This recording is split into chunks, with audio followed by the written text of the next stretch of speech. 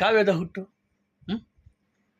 ಕಾವ್ಯ ಈಗ ತಾನೇ ಕಂಡುಬಿಡುತ್ತಿರುವ ಮರಿಕವಿಗಳಿಂದಾಗಲಿ ಅಥವಾ ಆಗಲೇ ಪ್ರಸಿದ್ಧವಾಗಿರುವ ಕವಿಗಳಿಂದಾಗಲಿ ಹುಟ್ಟಿದ್ದಲ್ಲ.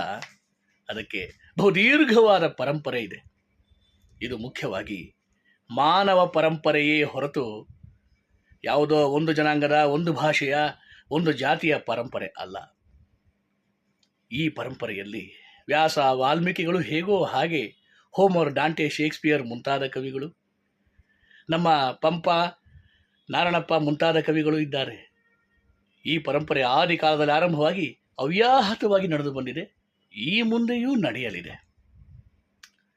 ಗುಣಯೋಗ್ಯತೆಗಳಲ್ಲಿ ತಾರತಮ್ಯಗಳಿದ್ದರೂ ಈ ಪರಂಪರೆಯ ಮೂಲ ವಸ್ತು ಮಾನವಾನುಭವ.